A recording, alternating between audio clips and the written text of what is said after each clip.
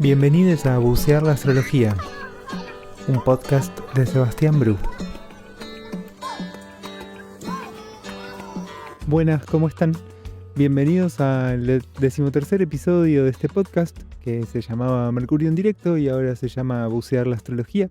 Yo soy Sebastián Bru y esto es parte de Espacio Interior Astrología.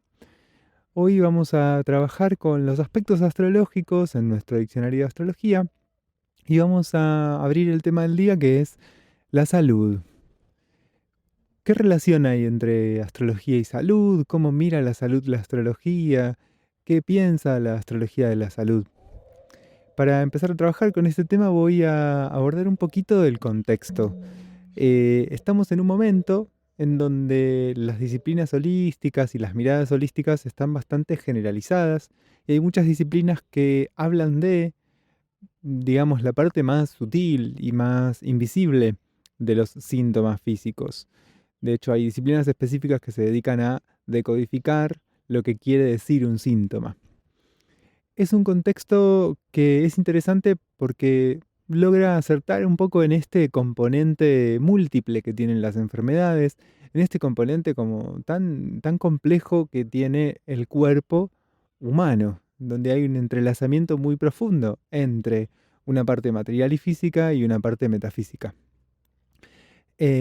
Así como hay un gran acierto o muchos elementos muy interesantes en estas épocas que tienen que ver con esas miradas holísticas, también hay veces en donde se generan discursos que tienden a buscar algo muy completo, a dar una resolución, a querer ir a salvar algo o a solucionar algo, y desde ahí muchas veces terminan generando una culpabilización, ¿no? Me siento mal porque yo hice tal cosa o tal otra y esto hizo que yo me enferme. Es interesante ir a buscar causas sutiles de las enfermedades, pero hay que ver cómo lo trabajamos para que eso no se transforme en un lugar de culpabilización y en un lugar también en donde se reduzca la enorme complejidad de, justamente, ¿no?, de ser un cuerpo físico con elementos que se alteran desde lo físico y que se transforman desde lo físico, junto con un alma, un espíritu, un mundo emocional. Toda esa sumatoria de cosas hacia una salud integral. Por lo tanto, centrarnos en solo una parte, descartando las otras, puede ser un poco obtuso, tan obtuso como suele ser una medicina alopática que en muchas ocasiones funciona más bien como un simple negocio.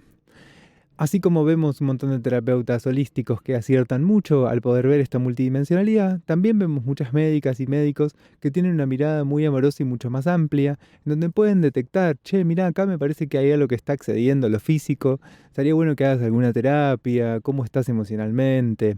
Pero muchas veces esto que sucede desde una perspectiva empresaria, por decirlo así, no habilita el tiempo y el espacio para poder abrir este tipo de preguntas y este tipo de miradas en los profesionales de la salud.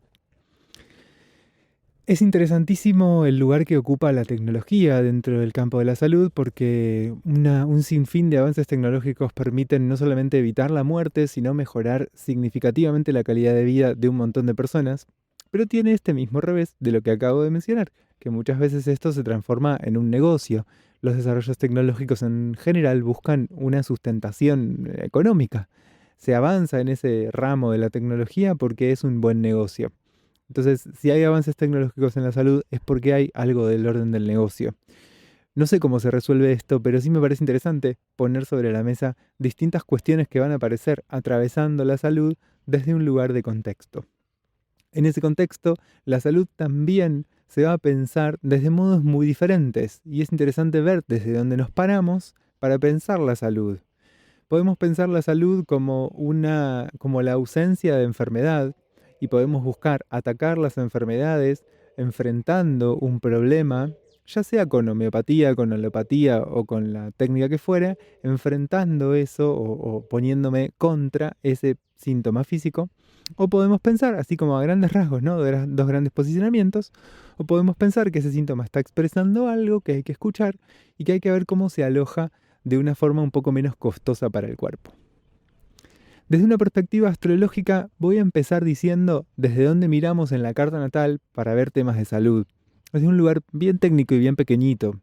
Es interesante ver qué pasa en la casa 6 dentro de la carta natal Y en general el signo de Virgo también nos puede aportar alguna información. En Virgo va a aparecer la restricción desde la falta de salud o desde los desequilibrios, trayendo esto una restricción que el yo registra frente a la cual de algún modo u otro reacciona. Entonces mirar la casa 6, mirar los planetas que están en tránsito por esa casa, mirar la casa 6 de una revolución solar, puede aportarnos información sobre los temas de salud que estén apareciendo. En general, lo que también podría traer desde acá, desde mirar la casa 6 y desde mirar a Virgo, es que hay algo en la salud que tiene que ver con un sistema que funciona bien. Cuando el cuerpo está saludable, es un sistema que funciona bien. Y el sistema del cuerpo humano comprende un montón de subsistemas, ¿no? Como un auto que tiene la dirección asistida y los frenos y la refrigeración y el sistema eléctrico, todos sistemas que se encadenan entre sí para que el auto pueda funcionar y que de pronto si tengo una falla en el sistema eléctrico el auto no me arranca o arranca pero hace cosas raras y no me prende la luz. Bueno, del mismo modo, el cuerpo es una serie de sistemas que se encadenan. Hay algo muy ligado a lo material, a lo concreto, en ese cuerpo físico que se alimenta, que se baña, que se reproduce a sí mismo, ¿no? Las células se autogeneran y se duplican y van muriendo algunas y generando células nuevas. Hay algo bien concreto y bien material en el cuerpo humano que para tener salud es necesario que funcione bien. Esto quiere decir, habrá que tener una alimentación adecuada, habrá que poder tener los nutrientes que hacen falta para la reproducción de esas células, habrá también que evitar ciertas cosas y que buscar asociarse con ciertas otras para poder generar un equilibrio físico, ¿no? Ciertos componentes que necesito sí o sí incorporar a través de la alimentación, ciertos componentes que necesito sí o sí evitar porque son dañinos para esa salud, porque producen un desequilibrio en ese sistema cuerpo. Pero además, encadenado a ese sistema cuerpo material bien concreto, está el cuerpo emocional, que muchas veces se indistingue con el cuerpo físico, están muy solapados y muy pegados. Entonces en muchas ocasiones un síntoma que aparece desde lo corporal va a estar expresando un desequilibrio que tiene su origen en lo emocional.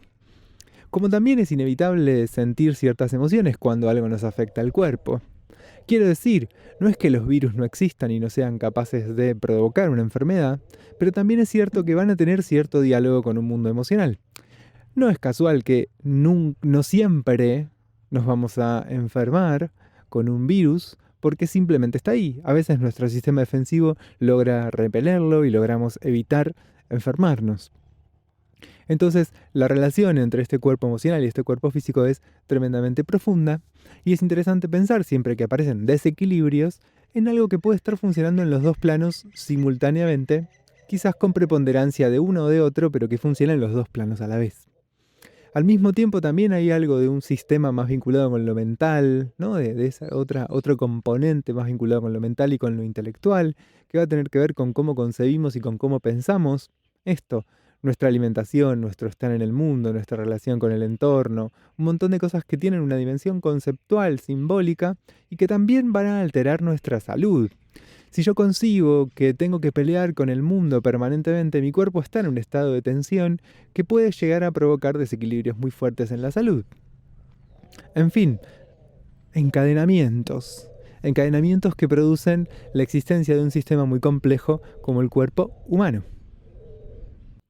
Podemos pensar en la salud entonces como un estado de disponibilidad de esta totalidad, ¿no? De este entramado cuerpo físico, cuerpo emocional, intelectualidad, espiritualidad y alma. Algo que habla de cierto equilibrio, de cierta relación más o menos orgánica y equilibrada entre todos estos planos diferentes. Es interesante porque tendemos a pensar el cuerpo como algo que tenemos y disponemos de ese cuerpo como si fuera un bien, un recurso, una herramienta. Y entonces cuando ese cuerpo se enferma, hay algo como si una herramienta nos fallara y tuviéramos que mandarla a arreglar. Es difícil en nuestra occidentalidad construir una relación con nuestro cuerpo como algo que somos. Es difícil ser un cuerpo. Y es interesante pensar en algo de esto para pensar también en una salud que integre esa dimensión del cuerpo, mucho más ligado a un lugar de identidad y de, más que de propiedad, de existencia, ¿no? Como yo soy este cuerpo. Desde ahí también mencionaría algo de lo que trae Sueli Rolnik hablando del mundo guaraní, que dice algo así como que para los guaraníes, alma y palabra son dos cosas que están muy relacionadas y siempre piensan las enfermedades, los desequilibrios en la salud, como una disonancia entre la palabra y el alma.